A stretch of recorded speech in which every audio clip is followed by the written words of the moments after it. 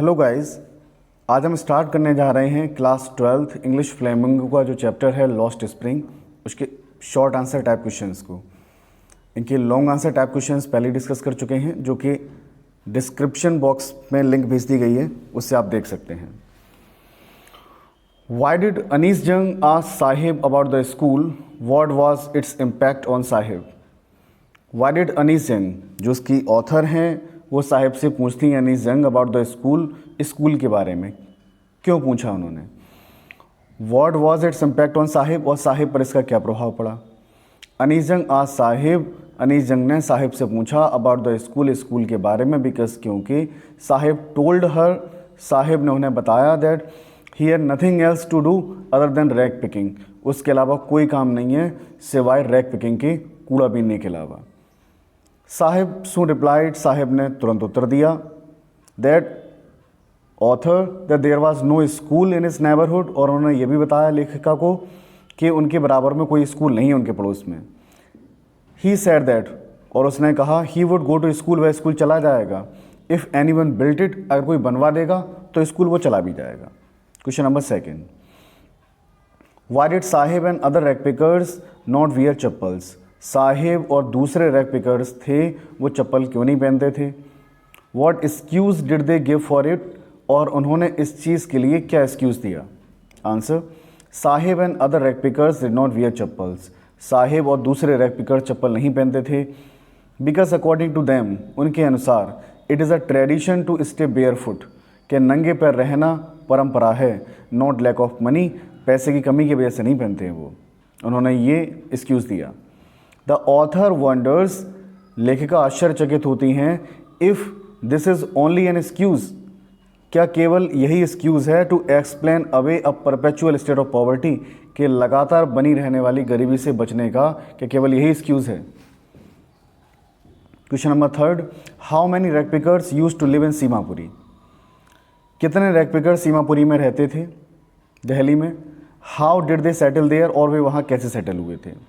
There were 10,000 rag pickers in Seemapuri Delhi, Seemapuri Delhi में 10,000 rag pickers रहते थे। द रैक पिकर्स और belong to Dhaka and Bangladesh, और ये सभी रैक पिकर्स बिलोंग करते थे कहाँ से, बांग्लादेश के ढाका से। Their homes and fields were ruined by storms, और उनके घर और खेत सभी बर्बाद हो गए थे तूफान में। एंड दे अराइव्ड हेयर, और वो यहाँ आकर बस गए थे। दे सेटल्ड हेयर, वे यहाँ सेटल हुए थे प्रीवियस 30 ईयर्स एगो, लगभग 30 साल पहले से।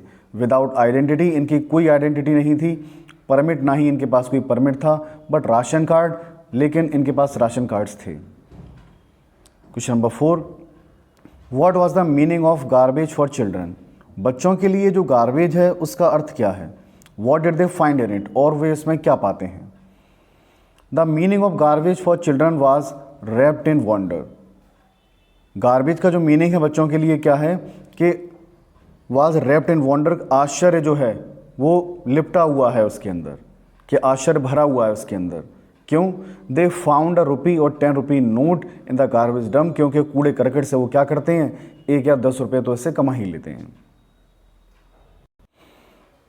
Question number 5, why did Sahib join the job eight milk booth, what was he paid for his service.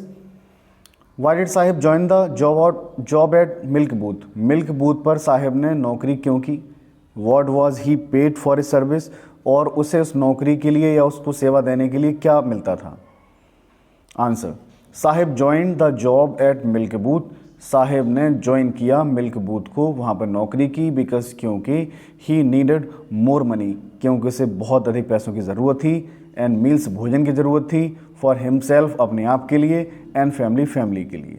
He was paid 800 rupees for his service, और उसे 800 रुपये मिलते थे उसकी सेवाओं के लिए। बहुत ही आसान लैंग्वेज में आंसर्स दिए गए हैं, बड़े आसानी से आप इन्हें तैयार कर सकते हैं। हु वाज मुकेश, मुकेश कौन था। Where did he belong and what was his ambition, Mukesh कौन था और वह कहाँ से बिलोंग करता था। And what was his ambition, और उसकी एम्बिशंस क्या थी। Mukesh was the son of a poor family, Mukesh बेटा था ऑफ अ पुअर फैमिली, गरीब परिवार का।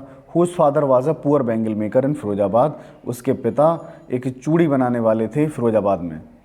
His ambition was to become a motor mechanic, लेकिन उसकी एम्बिशन क्या थी, वह मोटर मैकेनिक बनना चाहता था। वो पिता के काम को आगे बढ़ाना नहीं चाहता था कि वो भी बेंगल मेकर बन जाए। Question number 7, why did Mukesh volunteer to take the narrator home? Mukesh ने नरेटर को अपने घर पर ले जाने की इच्छा क्यों जताई? Who were there in the home? और घर में कौन कौन था? Mukesh volunteer to take the narrator home. Mukesh ने नरेटर को घर ले जाने की इच्छा जताई बिकॉज क्योंकि ही फेल्ट वेरी हैप्पी, वह बहुत ही खुश हुआ, एंड प्राउड फील होता उसे, for his home was rebuilding, क्योंकि उसका घर क्या हो रहा था, रिबिल्ड हो रहा था, दोबारा से बन रहा था। His father, his grand mother, Elder brother, उसके पापा, उसकी दादी, उसके बड़े भाई, एंड सिस्टर इन लॉ मतलब उसकी भाभी, वर इन द होम, वो घर में थे। यहाँ ब्रैकेट में इसको लिख दिया बहू, क्योंकि जब टेक्स्ट पढ़ते हैं तो उसको इंडिकेट किया गया बहू नाम से, क्योंकि घर की वो कौन थी, बहू थी। Question number 8, if is his karma his destiny, who said and why? क्या यही उनका कर्म है, यही उनका भाग्य है?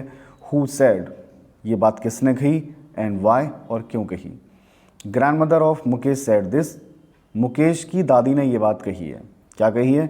इट इज़ हिज कर्म, यह उनका कर्म है। हिज डेस्टिनी, यही उनका भाग्य है। बिकॉज क्योंकि she had seen her own husband to go blind with the dust from polishing the glass of bangles, क्योंकि उन्होंने अपने पति को देखा अंधे होते हुए, विद द डस्ट, उस धूल से, from polishing the glass of bangles, जो चूड़ी बनाते समय, जो कांच की चूड़ी बनाते समय, पॉलिश करते समय जो डस्ट उड़ती है वो आंखों में चली जाती है। उससे उनके हस्बैंड कैसे हो गए थे, आंखों की रोशनी चली गई थी।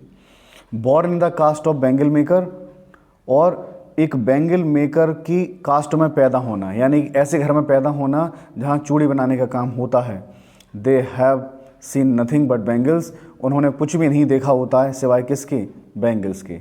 इसलिए ही उन्होंने कहा है कि यही उनका कर्म है और यही उनका भाग्य है, उसे में इसी में बने रहना है। Question number 9, what does the bangle symbolises? जो बैंगल हैं किस चीज़ का प्रतीक है? What is the role of bangle makers of Firozabad? और फिरोजाबाद के जो बैंगल मेकर हैं उनका क्या रोल है? Answer, the bangle symbolises an Indian woman सुहाग। जो बैंगल हैं सिंबलाइज, वो प्रतीक हैं किसका? इंडियन वुमन सुहाग, भारतीय स्त्रियों के सुहाग का। ऑस्पिशियसनेस, उनके शुभ होने का। इन द मैरिज में, कि मैरिज में जो बैंगल्स हैं वो कैसे माने जाते हैं? बहुत ही शुभ माने जाते हैं, रेड कलर के bangles. The bangles maker of Firozabad have spend generations making colourful bangles. और जो फिरोजाबाद के बैंगल मेकर हैं, चूड़ी बनाने वाले हैं, हैव स्पेंड जनरेशंस, उनकी कई पीढ़ियाँ बीत गई हैं, मेकिंग कलरफुल बैंगल्स, रंग बिरंगे बैंगल्स बनाने में, फॉर ऑल द वीमेन, सभी महिलाओं के लिए, इन द कंट्री, पूरे देश में जो रह रही हैं। But they are still in poverty, लेकिन वो खुद कैसे बने रहते हैं? गरीबी में ही बने रहते हैं। Question number 10, why could the bangle makers not organise themselves in a cooperative? Bangle maker हैं वो संगठित क्यों नहीं हो जाते हैं, इकट्ठे होकर क्यों नहीं रहते हैं, कोऑपरेटिव क्यों नहीं रहते हैं? Why do they face if they do so? अगर क्या है, अगर वो ऐसा करते हैं तो उन्हें किन किन चीज़ का सामना करना पड़ेगा? Answer, the bangle makers could not organise, bangle makers organise नहीं हो सके, देमसेल्व्स, अपने आप में, इनटू अ कोऑपरेटिव, एकजुट नहीं हो सके, बिकॉज क्योंकि they have fallen into the vicious circle of middle man, क्योंकि वो फंस चुके थे। मिडल मैन का मतलब होता है बिचौलिए, बिचौलिए के कुचक्र में फंस चुके थे।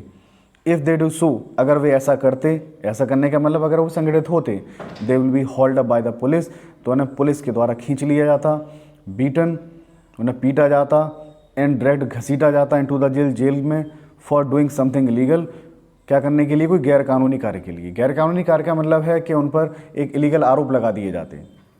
आई होप आपको ये क्वेश्चन आंसर समझ में आ गए होंगे, बहुत ही आसान लैंग्वेज में थे। इसको आप तैयार करें, कवर करें, इसी तरीके से हम इंटरमीडिएट का पूरा सिलेबस आपको कवर करा देंगे। Thank you very much.